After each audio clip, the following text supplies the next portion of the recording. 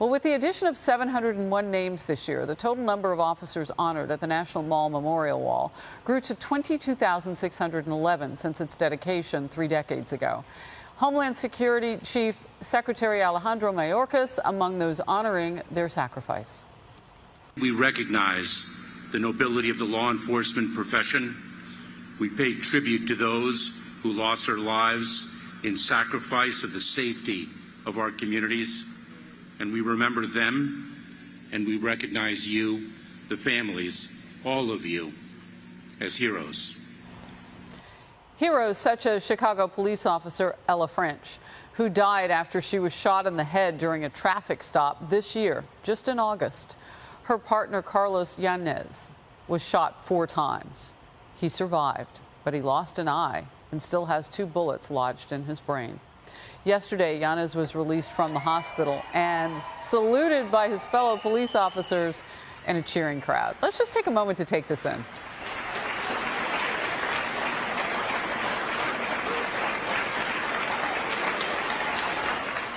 How about that? So this week we're recognizing, and it's tough times for police officers. They've got a lot on them, Steve. Yeah, and honestly, I mean, those scenes there, but both of those, they're so poignant. When you see the individual recognition there, that reminds us that we can talk about the police in general, policing in general, but in the end, it's individual people who are incredibly brave. Every single day they go out there and they try and keep order and keep us safe, and they put their lives on the line, their safety on the line, their families on the line. It's just an unbelievable reminder of that when you see it focused on one individual in that beautiful scene. But then you take it broader and you look at the tributes there that we saw, and Mayorkas, it's very nice for Mayorkas to show up there and say the right thing one night, but he's been undermining law enforcement in his attitude to those directly that he's responsible for at the border. And even more broadly than that, of course, we've seen nothing but an assault on policing and police officers over the past year or so.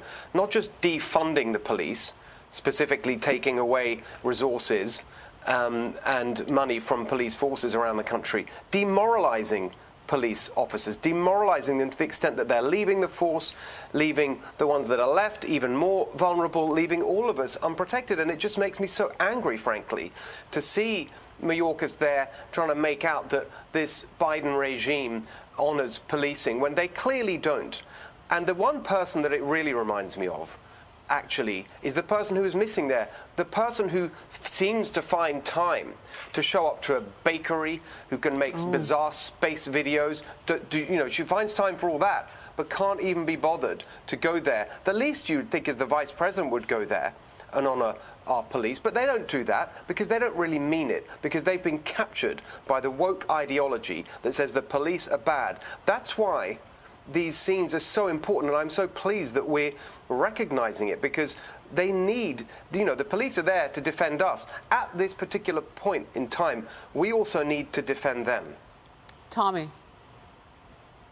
I love that Steve said that, because that's exactly what I was going to say. We have a culture of lawlessness in this country. We also have an anti-police rhetoric that's being spread day by day by the liberal mainstream media, as well as the Democratic Party as a whole, especially the most vocal members of the Democrat Party. But what we can do as a silent majority is we can get a little bit louder with our support for law enforcement, and we can change that culture. Law enforcement officers, they want to go out there every day and they want to serve and they want to protect, and they understand that it's dangerous, and they even understand that sometimes they're not going to be welcomed into certain communities. But what we can do to make their jobs easier is make them feel appreciated. But I'll tell you this, it's not even just the officers. I've spoken to so many officers and their families say, we want to be recognized too.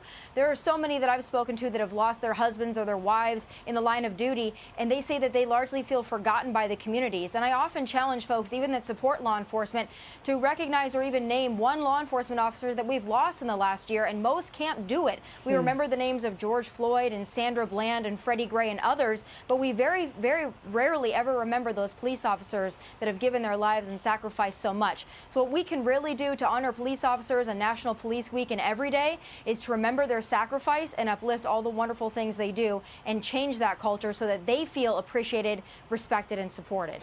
You know, context matters in all of this too, Kayla. You and I have talked about this because I know you traveled across the country with the former President Trump, and you met so many first responders and law enforcement officers. There are many of them, and sometimes it's up to those local communities to lift them up. But as we learn about them, we can certainly say those names. I've done a couple of police specials, and as you see the ticker here in Studio F, we put their names up. Yes. You know, and we try to recognize those precincts who are missing them. But it's upon all of us as Americans to make sure we know who's serving in our communities. You are exactly right, and I've watched those specials. They're very good because we do learn the names of those police officers. As Tommy said, it's so important. And I wanted to contextualize for our viewers how often it actually occurs that we lose an officer in the line of duty. So I went back and looked, and just in the last week, we've lost 4 officers.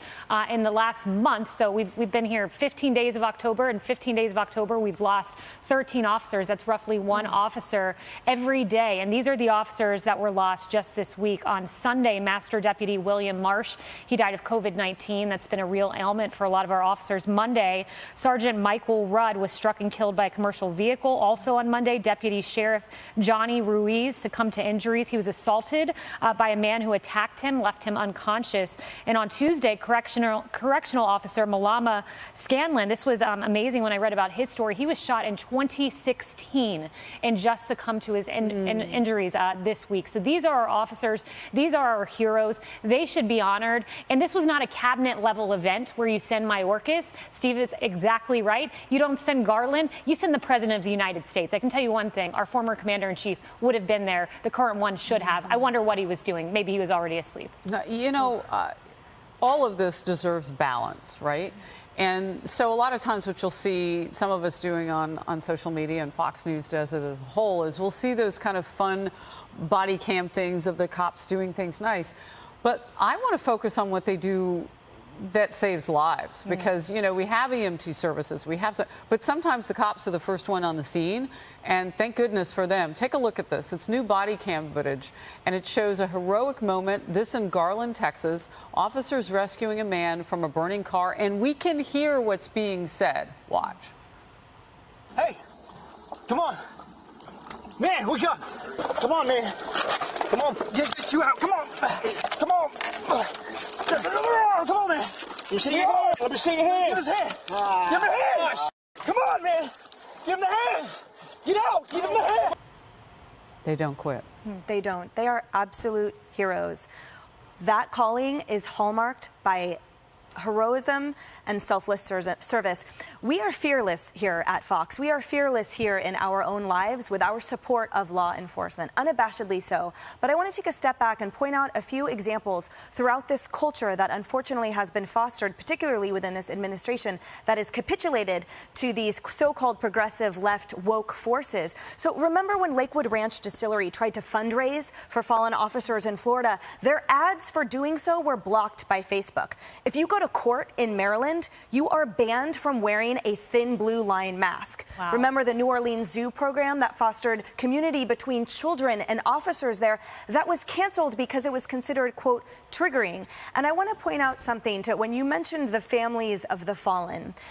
Detective Rafael Ramos and Officer Wenjian Liu were gunned down on December 20th, 2014, just for being cops. They were both shot and killed while sitting in their patrol car here in New York City.